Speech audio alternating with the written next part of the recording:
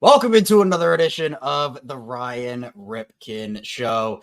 As I always say, I am not Ryan Ripken, but we are here with another post-game live stream. Since we've done these, Zach and I decided we were going to start doing them, the Orioles have not lost the game. We obviously did the sweep against St. Louis. We talked about that, but ever since Zach and I decided, hey, you know what, we're going to go live for every Orioles game, and the channel decided that, I think the Orioles are 5-0. I'm pretty sure, at least 4-0. So maybe this is the another Ryan Ripken Show bump. I'm Kevin Ostreicher. I host Locked On Ravens, and of course, I am a member of the Ryan Ripken Show. We're going to be diving into an incredible Memorial Day win. By the way, happy Memorial Day, and hopefully everybody's enjoying their holiday weekend, or at least the end of it. I know I certainly am, considering how the O's have played this weekend. 11-3 final over the Boston Red Sox. Absolute domination. We're going to talk about the offense. Obviously, Kyle Stowers is the main topic of the day, so it's going to be Stowers. But Cole Irvin puts together no-run ball again. We'll talk about Ryan Mountcastle, and we'll talk about this offense not relying on the long ball, which I think, again, we've talked about it for a while here on the show, how the Orioles have been a little home run ball dependent. 0 home runs in this game. We got triples, we got doubles, we got people driving other people in. That, to me, that's Orioles baseball, but honestly, homers are. Plus, we have a little bit to talk about when it comes to the hot dog race. Obviously, the Orioles had a little promotion, giving away some T-shirts, and they decided to do the in-person hot dog race. And for those who are new to the show, all of us on the show have our specific hot dog condiment preferences. For me, I am the relish man, so I'm the token relish guy on the show. Zach and Brad are both mustard guys. Rocco is ketchup, and if you know Ryan, unfortunately, he is a plain dog guy. But relish takes the show. And so we're going to talk baseball. Bear with me here. But I've been known to do some pretty unhinged intros, and I think this is probably going to be the most unhinged I'm going to get for a while here. I have my relish, right? We got the relish on deck. We have to celebrate. I'm wearing the all green for the relish too, right? It was a big win for me today. And the relish doesn't get a lot of love on the show. You know, we've talked to a bunch of players, coaches, executives, and relish doesn't get enough love. So what I'm going to be doing is, people are asking about Zach and if he was going to do some more sparkling water on the show today. But we're going to take live a shot of relish before we start talking baseball. I've never done this before. I don't know how it's going to go. I love relish, but we're celebrating the Orioles after coming off of a sweep against Chicago, getting a dub, relish getting a dub. We're going to do it. So while I'm setting this up, let's start off early with our one up, one down segment while I get this ready.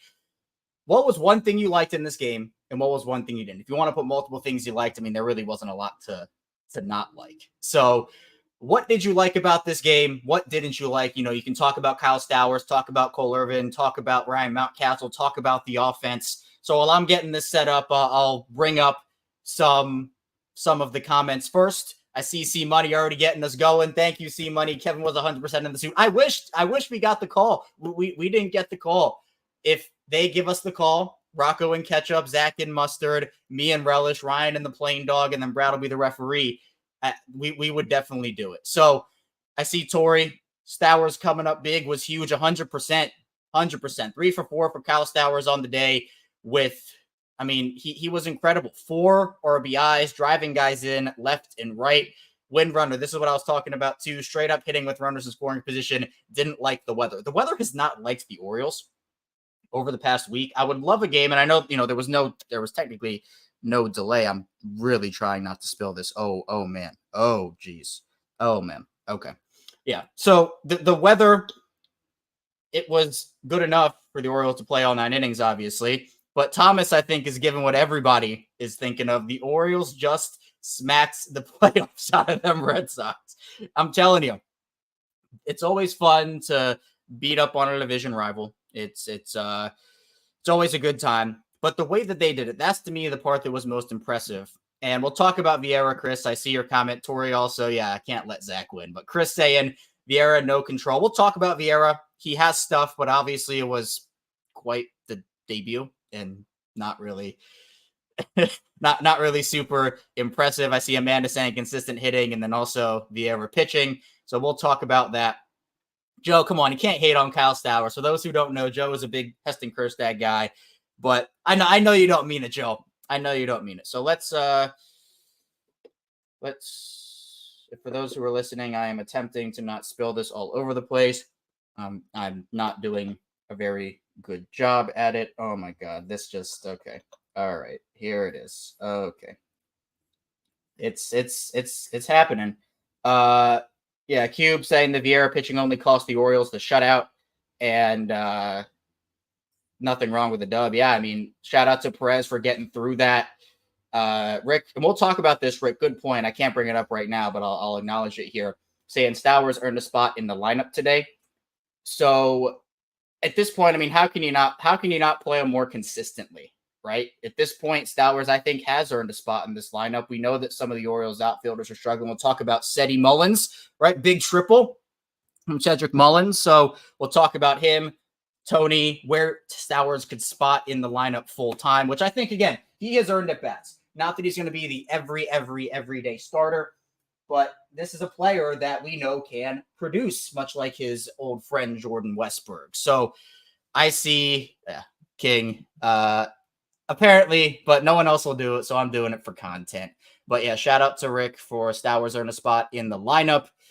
Yeah, Windrunner saying Stowers should be in more. So yeah, I mean, Stowers showed a lot to me today. You know, I don't want to say this was an audition of sorts, but with the way that Cedric Mullins has been struggling a little bit recently, we know Tony's been struggling too. Where can you find more bats? You have to find at bats for consistent players. And to me, Kyle Stowers is a guy where it's not going to be 3 for 4 every game. But I think at this point, when you're trying to work out ways to get Cedric Mullins going again, and I think, again, the triple helped out. Plus, Ryan was talking with us about how he was robbed a couple times. I mean, he was robbed, I think, twice in this game, right? Where off the pitcher, a fielder makes a great play. So Mullins, the box score will say 1 for 4 with the triple, 2 ribbies, but I think Mullins had a better game. Plus, Mullins has actually been decently fine against righties this season. And I see Amanda, said he had great contact today. See money. Mullins is starting to line up pitches now. So again, it's not about just giving up on guys and saying, all right, Mullins is going. I don't remember the exact numbers on the slump, but let's just say it was 3 for 40 or something. Those weren't the numbers, but I'm just giving the example. So Mullins, you're not going to just take him out of the lineup, never play him again. You have to find spots for these guys to produce in, and Mullins did it today. But I think you have to play Stowers a little bit more if you're the Orioles here. And actually, behind the scenes, we have our first drop-in of the and he's gone. I don't know what it is, guys. People do this to me all the time. Rocco did it to me 3 times on the same stream in a span of 5 minutes. We had someone backstage who I'm just, all right, I'm about to bring him on. And he drops out of the stream. So I'll keep going until he comes back, or if he comes back. But to me, I think that Thomas makes a great point here, because from a Stowers perspective, it's so interesting. Out of all the AAA talent brought up, he has the best shot to stick long term. Kudos to him. I think Heston has a shot too. You know, Jackson, obviously. But if we're talking about outfielders, it's obviously Stowers versus Kjerstad. And they're going to have to make some tough decisions in terms of when they actually decide to make these trades. How is it going to look for them, and which prospects are they going to move off of? But I think Stowers can help the club win now. I'm not saying Heston can't do that, but I don't know what it is. I guess the Orioles felt more confident giving Stowers more at-bats here. So I don't know. I mean, Stowers had a great game today for Baltimore. I would assume he'd be in the lineup tomorrow. I'd be pretty shocked if he wasn't. I mean, I think it'd be, I don't even know what I'd call it if he wasn't there in the lineup tomorrow. But he ends up with that 3 for 4 game, making such a strong statement where you're not going to, again, bench Tony, right? You're not going to just throw him out to the wind and not do anything about it. You're not going to bench Mullins the whole way, right? But in my opinion, there's a lot. We just have different people dropping in all the time. So one goes out, the other comes in. Oh, did he just? Oh my! I think he just left. Oh no, maybe not. Maybe not. All right, there he is. Let's bring him on, Mr. Zach Hollinger. I thought you were doing me dirty for a minute.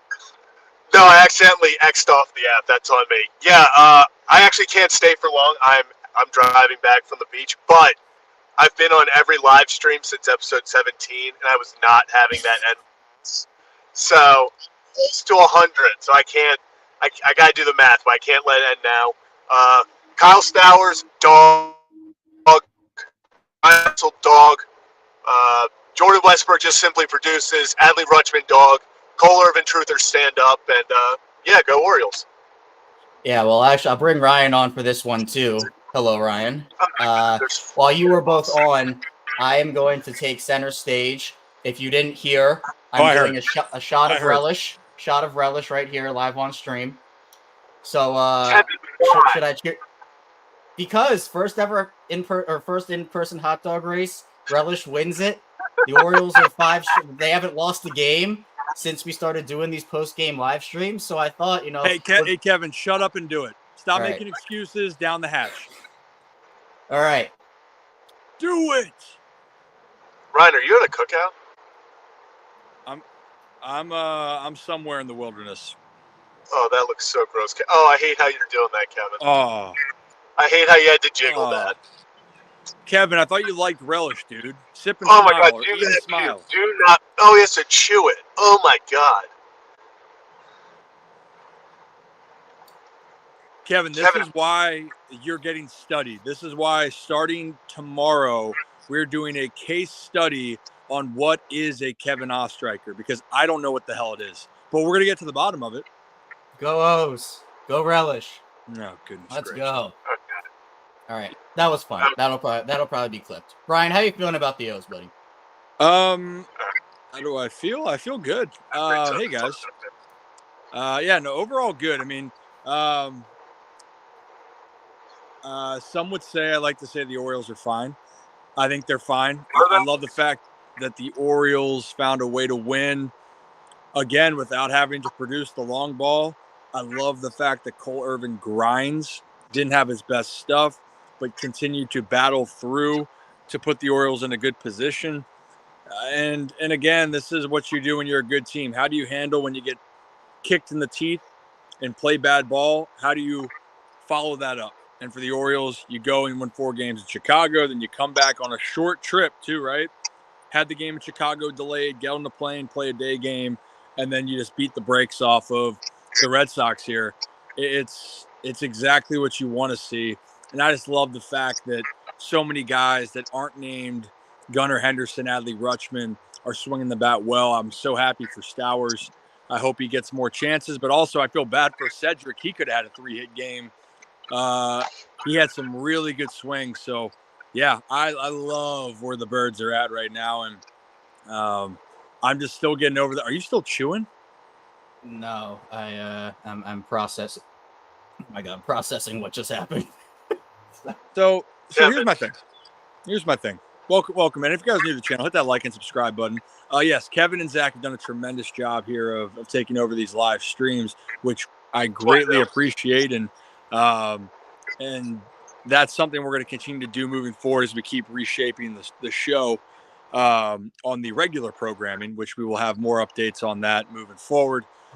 But in general here, I lost my train of thought because I'm still getting over the fact of I just keep looking at you, Kevin.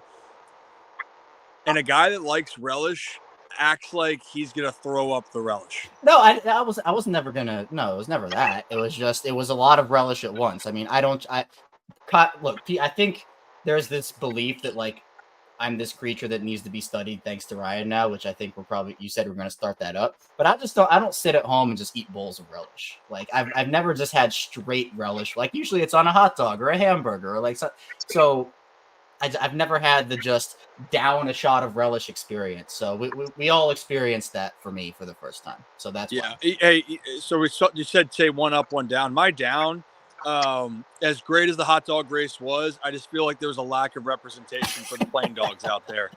And whether I need to take it upon myself, do I need to talk to corporate? Might need to talk to corporate because there are a lot of people out there that just enjoying a plain hot dog and their voices need to be heard. So we'll talk about it. We'll discuss. Maybe we find a way to get everyone involved. we get a naked dog out there. And I know that sounds wrong. It's not going to be actually naked, but we got to figure it out. We got to figure it out here because there's a big community that's not being, you can't root for them. Like I want to see Relish win because they're the underdog, but my guy's not out there, and it hurts. It hurts. But have we done an updated hot dog condiment poll? I don't think we've done one in a couple months, so we might have to bring that back. Or I don't know if I can actually put it up right now. Probably can. I don't think I can do it from here, but yeah, we're gonna have to get something going where you're playing, Zach is mustard, Brad is the referee. Yeah. Rocco is ketchup and I'm relish. And Brad's going to be Officer Dangle in Reno 911. Kevin, I know you haven't seen it. No idea what I'm talking about. Added to the list of things Kevin doesn't know. But if you have, Brad's going to have the short shorts. He's going to be ready to make sure that there's no funny business, and we're gonna tango. It'll be a great time, great experience. And we'll have that set up in the future here. I guess a Ryan Ripken show guarantee. What did I want to touch on? Oh, yeah. On another note, before going back into baseball, I know we celebrate a lot. It's the long weekends. I just want to take a time to shout out everyone on Memorial Day, giving thanks in memory to the people that didn't get to come home. Only reason I wanted to bring that up is, although it's a fun weekend, Zach, I'm glad he's alive coming back from Ocean City. But we get a lot of these opportunities for the people that make sacrifices for all of us. And, I have some really close friends that are in the military, and I can't thank them enough for what they do. And this little talk is not going to represent it, but I wanted to say it because I think it's so valuable, and I can't thank everyone enough for taking the time to make other lives better. So thank you for everyone out there. And back to baseball part. The Orioles are pretty damn good. And you're going to have these ups and downs. And I know that we get talked about as being too much of fanboys, right? Or stop traffic here. You are. It's maybe because baseball is so damn hard, and you're going to have these ups and downs, these peaks and valleys, and you really got to stay somewhere in the middle. And this team has stayed in the middle as good as any baseball team out there. And if you guys want to look around, Dodgers, that's supposed to be the super mega team. They're not playing good ball right now. It's the ebbs and flows of what happened is how can you withstand the punches? And this was my thing, guys. We talked about this. Let's get through June, and then we can sit down there and look at, hey, what do the Orioles need? What does Kevin Ostreicher need to do for the Orioles to be better? That's the question we'll ask. And we'll take go shots of relish after every game. You know what? If the Orioles you might put yourself in a little pickle here, because if the Orioles keep winning, you still have to do live streams, but you might have to take shots of relish after each game. Well, we're still going to go live after losses, but the Orioles have not lost since Zach and I started this up. I think they're 4-0 or 5-0. So I guess we just have to go live after every game. See? Yeah. Zach, what are you doing? You having some trouble? I don't know. I'm getting off. I'm in the middle of nowhere coming back. Okay, I didn't know what you were doing. The thing is, what you're doing, I don't condone on the Ryan Ripken show. Get it? Yes. Get off. That's what I'm saying. I've just been holding this phone ready to get off, and we had Kevin taking shots of relish. Well, we're gonna have to report you. So yeah, don't live stream it. Yeah, sorry it ends this way, but all good things come to an end. So. It was bound to happen. Zach, be careful, sweetheart. Shut up and get off the phone. Thank you. I will. Go start Kyle Stowers. Okay. Well, all right. There he goes. It's a good problem to have when you have players taking advantage of opportunities. And the cool thing right now, Kev, is that you're seeing guys like Stowers, like Cowser earlier in the year, that last year learned a lot from their moments of really being the fourth outfielder, extra guy, right? And then how do you take advantage of your chances when you get them? Cowser this year waiting for his opportunity. He seems to have seized it. And then for Kyle Stowers right now, it's just really awesome. And they're both really good guys. So it's fun to root for them. But again, it could be in a couple weeks, that's Cedric Mullins that's red hot. It could be Austin Hayes that's red hot. The best thing of teams is it's not one player that's going to drive this. And the teams that are going to be able to go further is going to have the superstars be able to do a lot of heavy lifting, but it's the collection of talented players, and the Orioles have a collection of just really, really good players. Yeah, and it's interesting because I've actually I want to ask you this, Ryan, about Kjerstad versus Stowers, because there were a lot of complaints about they're not giving Kjerstad enough opportunities. They're not, letting him hit in situations, not letting him play. And it seems like there's, I don't want to say more leeway for Stowers, but is there any reason why Heston wasn't getting the opportunities that Stowers is? Not that either one of them deserved it any more than the other, but it just feels like there's more of a leash essentially for Stowers than Kjerstad. It's an interesting thought here. I really think that they both were in situations, and it's also circumstantial to what's kind of happening. I think that they trust Stowers in the outfield more than they trust Kjerstad. So that's one. And then two, Stowers has been put in this position that he was last year. So that's just something to keep in mind. But this is the thing is those guys, they both are talented players. It's just really how do you take advantage of your chance that when it comes. And for Heston, it just given his hold on for a second. Give me one moment. Oh. Okay. Well, he's getting kicked off of his own stream. So goodbye, Ryan. Let's get to donations while we're at that. So first, Pocket Watch. Thank you for the donation. Go O's, go Kevin. It was rough. I think Ryan's back. All right. Kevin, you do that again and act with that type of attitude. Do what? I'm going to throw you in the harbor, which apparently is swimmable up here in the next month. For harbor. So Kevin will be the first one to test it out for all of us. You're going to personally throw me in? Maybe. Okay. But hey, back to donations here for a second, because the people are amazing. It's the audience and the community that makes us all drive. Yes. I can't click on anything, Kevin, though. Here. So we got C Money here with the 10. Have to acknowledge Henderson. Set the tone early in season with BR. Seems like everyone trying to get extra base hit on every hit. So Gunner's been awesome, and he has set a tone. And I think hopefully it's starting to rub off on not just a few guys, but everybody. Yeah, well, also too, it's just this is the thing is these Orioles they're just good. They're good players, man. And when you have guys that have the work ethic and want to go in there and figure things out, it can elevate the players around you. But on the other part of it is these guys are playing for their jobs. And, that's the fun part of it. When you have a team that likes each other, one, that helps. Two, you have talented players that can push others around you. That helps. And three, it's true. You're playing for your job. That's the business side of it. But when you can focus on the first two things, it makes the last thing one of those things that are in the back of your mind. It's like the obvious, right? Like, oh, I know I need to go out there and perform.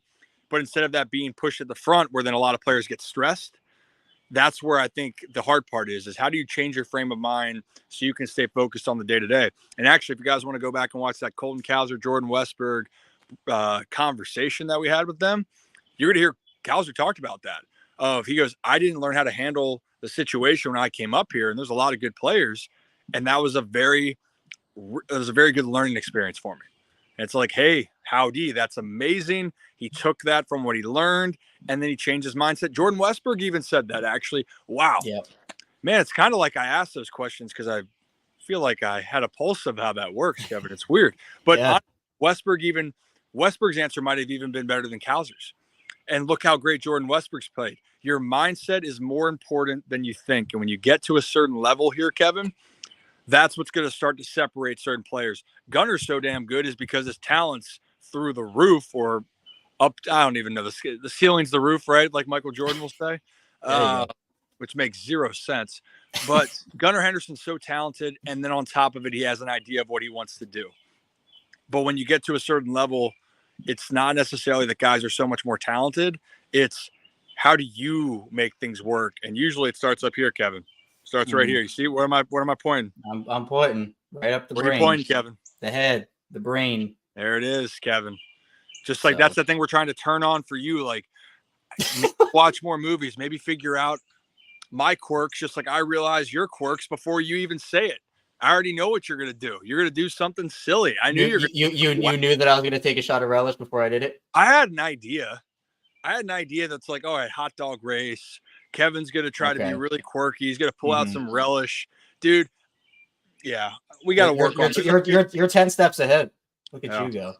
Well, the thing I was talking about with the offense is I've been saying, look, they're relying on the long ball and runners in scoring position.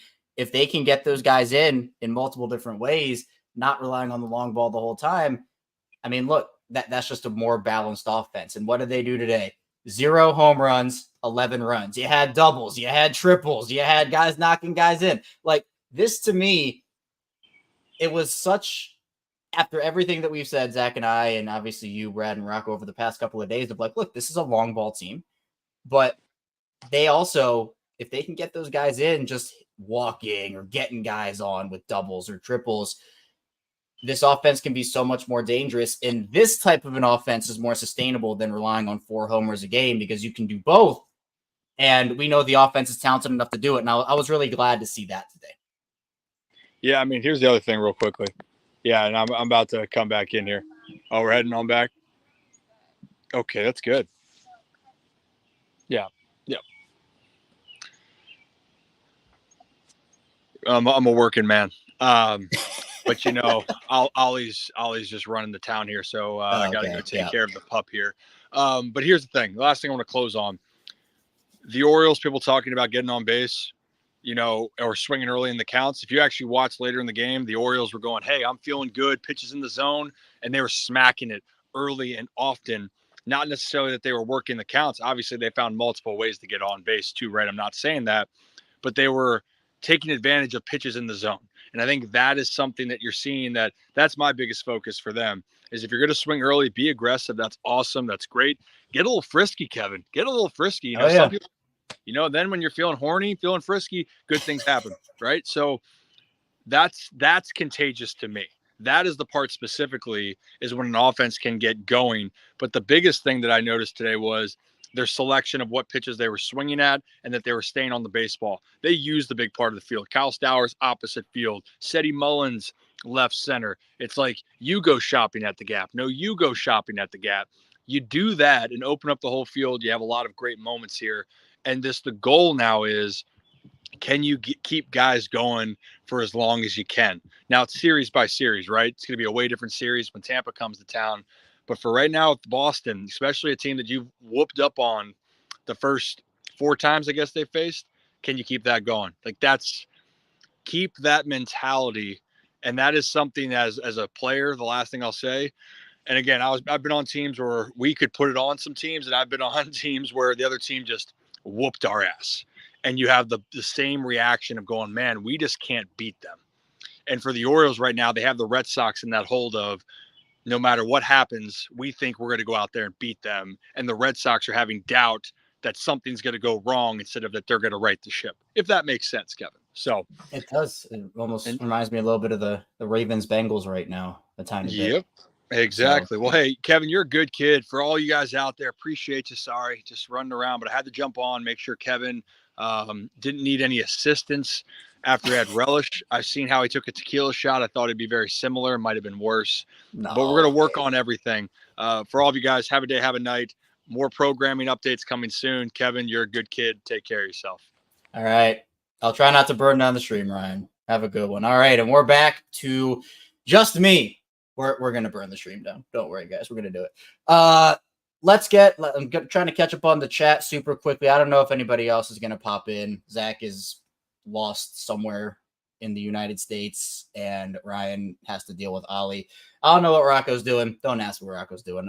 Rocco's a interesting fellow. And Brad, I think, is I don't know what Brad's doing either.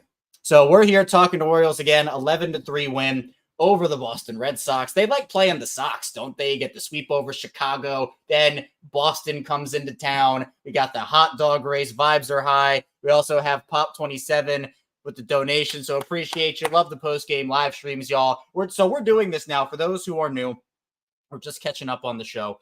We are going to go live. Zach and I kind of spearheaded this. Actually, Rocco kind of pushed us to do it, but Zach and I are spearheading going live after every single Orioles game. So after wins, obviously super fun. After losses, we can express feelings, vent about it. So we're going to try after every single game to go live.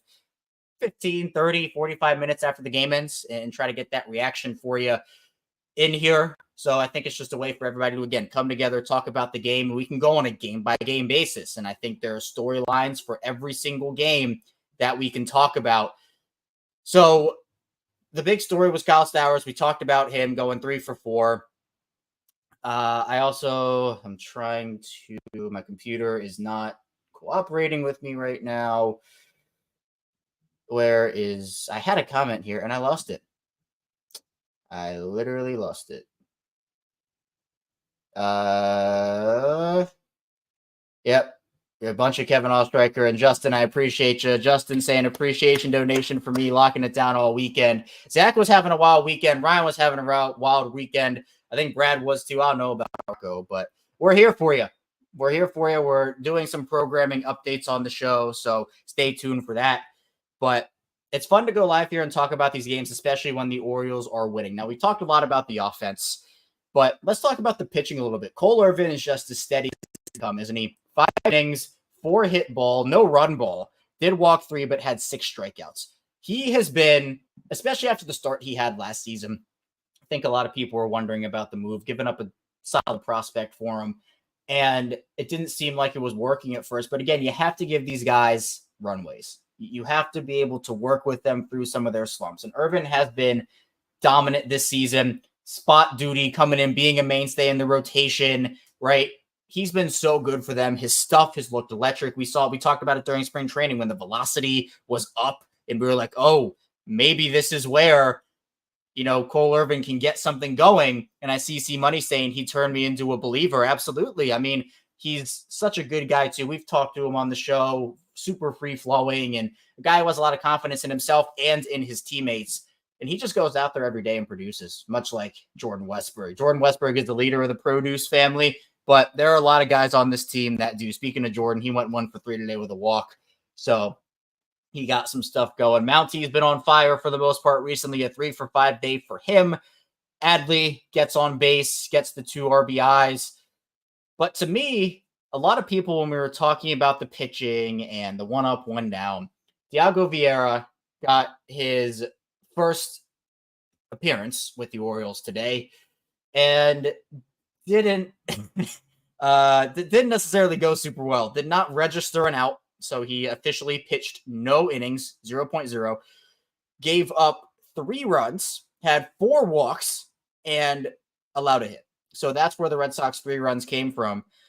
Wasn't great. Now, I know a lot of people, when they acquired him from Milwaukee in that trade, it was about the stuff, right? The control's been an issue for him throughout his career, and we saw that today.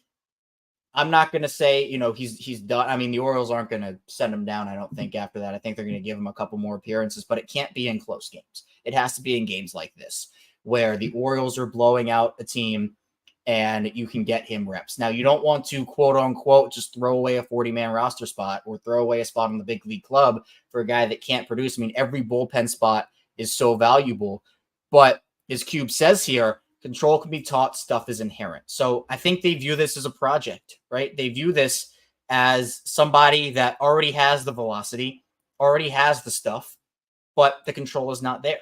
And we've seen the Orioles both succeed and fail with these projects before. It's not going to be an 100% hit rate on these guys. So it wasn't a great day. In fact, it was a pretty terrible day for Vieira today. But as King says here, yeah, it's his velocity that they're checking right now. So that's what it is. Goga's saying he's fast, and that's it for him as well. And I appreciate all the comments, guys. I'm scrolling up here and looking through them. Obviously, it's live shows can be interesting, and even when we do them in studio, because there are so many things moving a minute. And obviously, when I do them for Locked On Ravens, I'm doing them solo too, so I have some experience doing solo shows. So it's not necessarily this big daunting thing for me. It's really fun for me to do these, but things are moving 100 miles a minute when you do these things. So for everybody who is shouting me out, really do appreciate it. It doesn't go unnoticed, and it's been really fun. This is my first season covering this team. The Orioles have obviously been covering the Ravens over on Locked On Ravens for almost 5 years now. Tomorrow's episode for me will be 1,257 consecutively. So to be able to cover this town, this sports town, in the way that I do. It's been incredible. Shout out to Ryan and the guys. Shout out to you as well for building this community up. Right, community is one of the best things that we have here. This doesn't work without you guys. So through the good times, through the Orioles wins, through the Ravens wins, the losses, we're united here. So appreciate everybody who is sticking around and is becoming a really big part of the community. Speaking of, if you want to be an even bigger part of the community, channel members, we have a bunch of stuff coming out for you guys where, again, it's exclusive content for everybody who does join. We have 2 different tiers you can join, the Rips Good Kids and Holy Shirts and Pants. So you get emojis that you can spam. Everybody in the show has one. We're working on a Banksy emote as well. But we're also going to do a monthly live stream. We're trying to get that down. And also you get exclusive access first to big interviews we do, such as Mike Elias, Eric Costa, who we've done, obviously David Rubenstein, and Cal Ripken Jr., who Ryan seems to know a little bit, just a little. Ryan seems to know Cal a little bit, Calvin Edward, as Ryan calls him. But you have exclusive access to that, plus guest lists for our live shows. You also get exclusive early access to that too. Now, it's early access, so even if you're not a channel member, you will still get access to those. You know, we're not putting anything behind a paywall like that. We believe in content that is consumed by everybody. But if you just want it early, you can join the channel memberships as well. So let's keep diving in. I see Justin and Dale saying the same thing here. Fuji 2.0. It could be. I mean, we know that Fuji, he has nasty stuff. When he was in Baltimore, he showed he had nasty stuff, but the control wasn't there. He was hitting guys, throwing behind. The walk rate was crazy. So maybe this is their version of Fuji as well. Vaughn's saying he has the stuff, but the good thing is that the rest of the bullpen did pretty well. Jake Webb comes in, gives 2 scoreless, 1 hit ball. Perez comes in and cleans up the 8th inning mess, and then Dylan Tate comes in to shut the door. Does give up the 2 hits, but again, it's really been the past 2 games for the Orioles. It's been one crazy sequence. This time it was Vieira. Last time Coulon gave up the homer. But other than that, they have had everybody else just shut it down pitching wise. We're seeing a little bit more consistent. I mean, take out Vieira, obviously, right? But we're seeing a little more consistency from the bullpen as a whole. There's still individual performances that will raise their eyebrow a little bit at it. But here's what I want to see moving forward. And I'm sure, there are at least some people out there who agree with me on this. One, Kyle Stowers to get more consistent at bats. I think we're all in agreement with that. I think Stowers has earned it. Now, Baltimore will have to figure out how to manage Kowser, Tony, Cedric, Stowers, right? Everybody in that outfield, you have to be able to manage them. But I think there are enough at-bats to go around where Stowers should get more. The second one is I want to see even more balance than this, right? It was incredible to me. We talked about it with Ryan. Zach also chimed in. Where them hitting no home runs and putting up 11 runs today, where they're, again, doubling guys in, tripling guys in, that's the offense that we've wanted to see for so long, where it's not being fully reliant on the long ball, right? It's being able to be consistent, still work the count and get into positions to successfully hit and still hit home runs, but don't hit 2 homers a game and that's it, right? Be able to drive some guys in, you get on base. And I think today this was peak of that. But when I say more balanced, I mean hit some homers and drive some guys in that way, right? The Orioles are going to hit homers. They are going to drive guys in. But what I'd like to see is them do it consistently, or if they are going to hit homers, get guys on base and do it. So today we had talked about the lineup a bit yesterday and what it would look like. Gunnar got the leadoff spot today. Westberg, he was further down in the lineup than I thought he was going to be. But again, I like Westberg in the almost full-time leadoff role. But the good thing about this lineup is there's so much lineup versatility at this point. Yeah, I see Scott saying Stowers will play tomorrow. He has to. I mean, at this point, he has to. The guy goes 3 for 4. If that's not earning another opportunity, I don't know what is. And Bear Arms saying I'm the chat's adopted younger brother. I don't know what that means, Bear Arms, but I'm gonna assume it's a compliment because I don't know.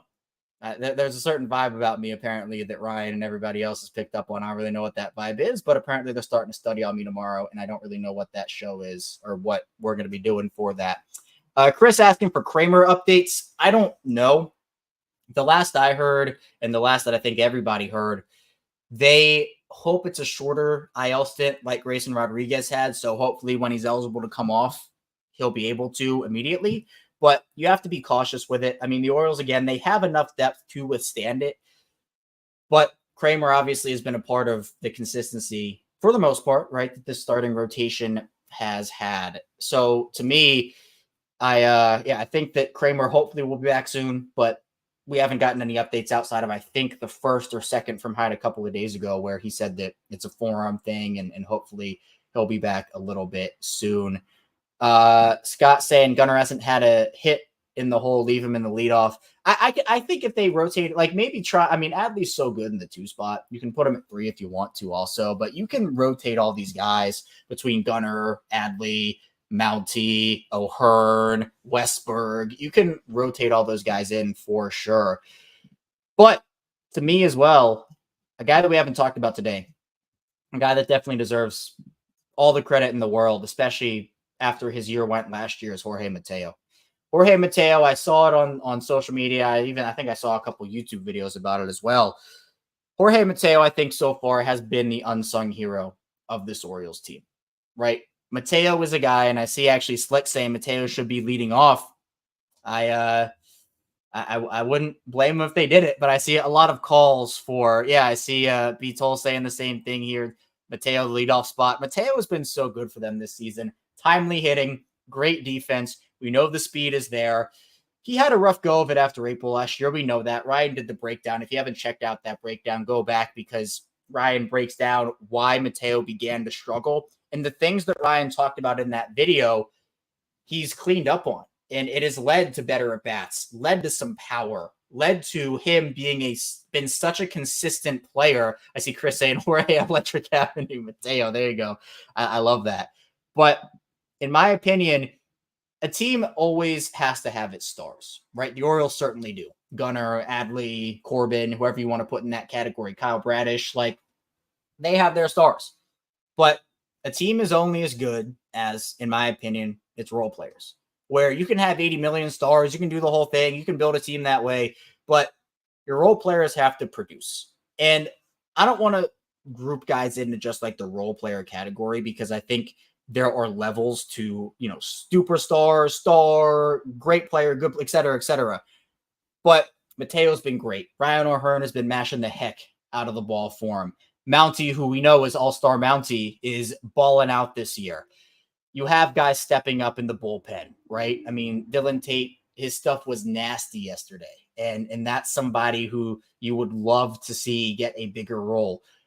But it's about finding guys consistent at bats and getting them into a groove. The Orioles could have easily just said, you know what, Jorge, your season wasn't great last year. You really fell off.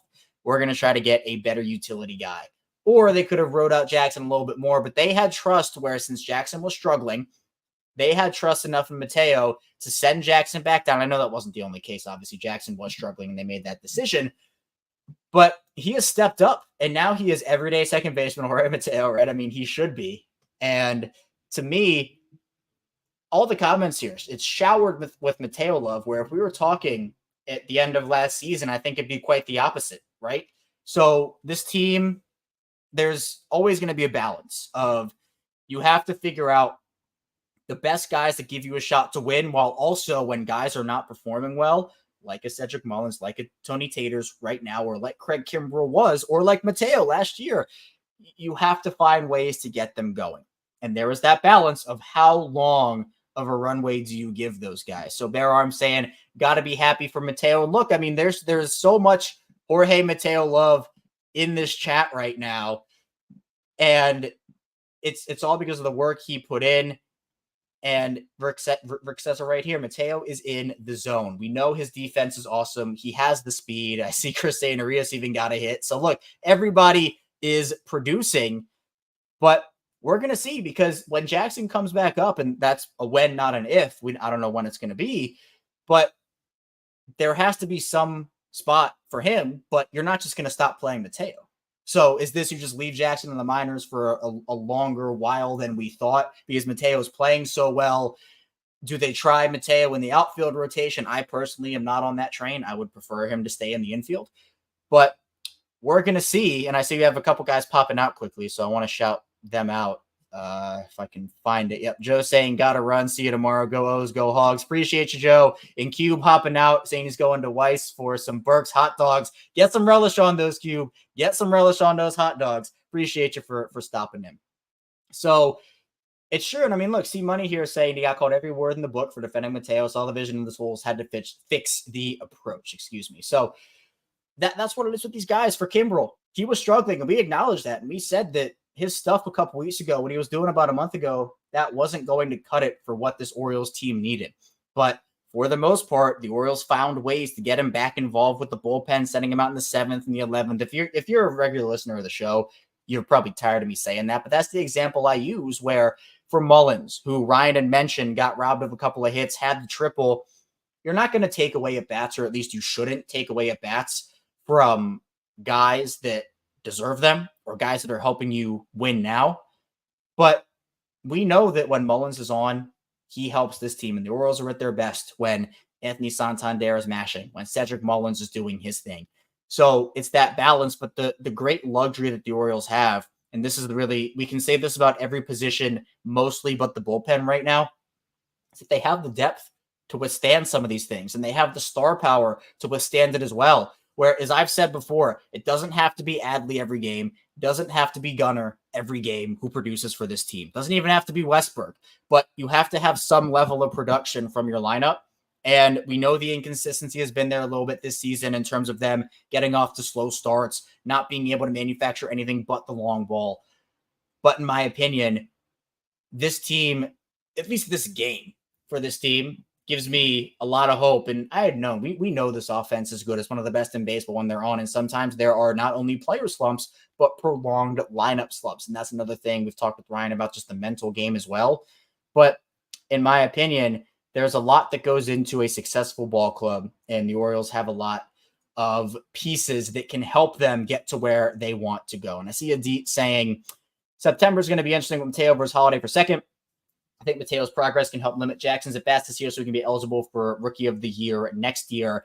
And look, this is a great problem to have if you're the Orioles, because at the very least, what this is giving you is more time to have Jackson develop down there. Regardless of where you stand on he's ready versus he's not ready, regardless on where you stand of he should be up or he should be down, Mateo's performing so well where, in my opinion, it's like, okay, you have the option to just stick with Mateo until, I don't want to say the wheels fall off, but the thing that you can't do if you're Baltimore is because there are always going to be ups and downs in the season for every player. But Mateo is playing some pretty crazy ball right now. You shouldn't be reactionary if you start struggling, is what I'm trying to say for the Orioles, where it's probably going to happen at some point where he's not going to be on scorching fire or anything like that. But I see Ginger saying, I think as we get further along in a tight pennant race, we can forget about Jackson for the season. Barring an injury, I don't think they bring him back till next spring. This is an interesting conversation because if you just bring him back to sit on the bench, it's the same problem they had with Kjerstad, where he's better off in AAA getting the at-bats, even if he's fully ready. It's, him sitting on the bench just isn't going to do a lot for him at this point. So if Mateo is still doing what he's doing, that can be it. But if you're going to use him in a Urias role, where it's like, he's a utility guy, spot starter, that's not what Jackson should be up for. Jackson should be up to be an everyday player. If he's not going to be an everyday player, don't bring him up. That's what everybody on the show, Zach said it, Brad said it, Rocco, Ryan, all of us said it, where he's not going to go up there and just sit on the bench for 5 out of 7 games, right? Or 6 out of 7, if you want to call it that. And it's not a problem, right? It's not. Deep bench problems is no problem. It's not. The Orioles, we know they have a luxurious minor league system. We know they have an abundance of prospects that could be called up today for about 25 of these teams and be starters, or at least be solid contributors for them. But the Orioles, they have the good problem of Mateo's producing, O'Hearn is producing. You're hopefully going to get Mullins back on track at some point. Kowser is starting to see the ball a little bit better. Hopefully he gets going a little more as well. So you can call it a prospect, but you have to balance out the timing of it as well. Bernard's saying, I can't wait until Mullins gets hot. And Brian's saying it's okay for Jackson to keep improving. Mateo's got it for now. And that's true. The Orioles are a win now ball club. Their window, I believe is long. Obviously, it's not a guarantee, but with the way that they have set up their system, games like this where you have Kyle Stowers producing and you have all these guys that are going up there and driving in runs, and the pitching staff is doing what it is, at least the starters. And I see Slick saying bullpen's the only thing that needs help, in my opinion. As I've said, and this is kind of like the line I use, the Orioles can go prospect for prospect with any team when it comes to a trade. They have the best farm system in baseball. They can offer you what you want if you're looking to move off of somebody. They don't need hitters right now, in my opinion. They don't need starters. It would only be the bullpen if we're talking about trades. I see Scott saying Mullins looked good today, only one strikeout. Yeah, and again, as Ryan said, he got robbed a couple of times as well. But Beto makes a good point here. Long 2 months ahead for the O's. We're going to lose one, if not two of these guys to injuries sooner or later, and the O's have guys to plug in when needed. Well, I'll do a little knock on wood for hopefully no injuries for the Orioles, but it's inevitable, right? Baseball, sports, injuries happen. But the good thing that they have, like the comment here says from Beto, you have guys that you can plug in. And that's the big part.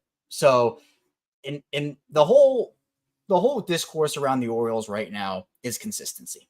Because as I've said, the starting rotation, we've seen that consistency for most of the year. But the offense has had spurts of inconsistency. The bullpen has had spurts of inconsistency. And if they can get even just, it doesn't have to be full consistency, but if they can just get a little more consistent for a team that's in a battle with the Yankees right now for that AL East, I mean, it goes a really, really long way. Now, Chris Silver asking as well as done for the year. I don't know. I don't think anybody knows. I don't know the last update we had on Tyler Wells, but the Orioles had enough depth and still do to withstand that, where whether he was in the rotation or as a bullpen guy, high leverage, middle inning guy, it stinks. I mean, he obviously makes this team better when he's on, but I don't know the last time that we got a Tyler Wells update. Justin saying Ken Rosenthal said a few weeks ago he thinks we trade for an outfield bat. I don't see where the spot is. Like, you have Mullins, you have Santander, Stowers, obviously, Cowser. I mean, there's not room. There's not room. I mean, then you can call up Heston, and that can be your thing. So I don't think an outfield bat is there. I see OG saying Orioles interested in Soto. I mean, look, Soto is one of the best players in baseball. Like, you can't deny that. It'd be so funny if they made that move, but obviously I don't think it's happening at all. Shante saying what happened with Ronald Acuna scared me. I hope it doesn't happen for our players. And yeah, first of all, prayers to Ronald Acuna. I mean, just so unfortunate how injuries can play a part like that. And for him too. I mean, I know he's been through a lot, and to have him go down the way he did, non-contact, was super scary, but that's the nature of sport, Shante. I get it, where it can happen to anybody. I mean, literally, like, baseball players make that move all the time, and can just be a simple routine play or a simple routine leadoff like that was, or trying to get back to the base, and crazy stuff can happen. So I know the Orioles have dealt with their fair share of injuries this season, but hopefully they'll be able to get through the rest of the year pretty healthy there. So I think that's it. I think we're good. Orioles beat the Red Sox 11-3. I did a shot of relish live on stream, which was an experience. I don't know if I'll ever do that again. I mean, look, if they keep winning, I might have to keep doing it, right? But be sure to subscribe here on the Ryan Ripken Show. Again, we have this in video form. We go live. Well, we're doing some programming updates, but let's just say we go live Monday and Thursday, but we're now doing after every single Orioles game, win or loss. So if you're happy about a win, be sure to check in with us. If you're a little angry or you want to vent about a loss, we'll be here for you as well. So we're going to be back here. I think tomorrow is going to be a regular studio day, if I'm not mistaken. I think that's what I was told. I'm just relaying what I think I heard. So obviously updates to come on that. You can become a channel member by hitting that join button next to subscribe if you want to support the show a little more as well. And we'll be back here talking Orioles.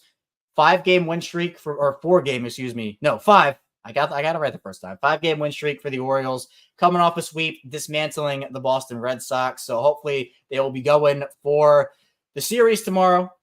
We'll be talking it, going live after the game, and I think in studio as well. I'm not exactly sure how it's going to work, but it will work one way or the other. So I hope everybody again has a great rest of your Memorial Day weekend. We'll be back here soon on the Ryan Ripken Show. Peace.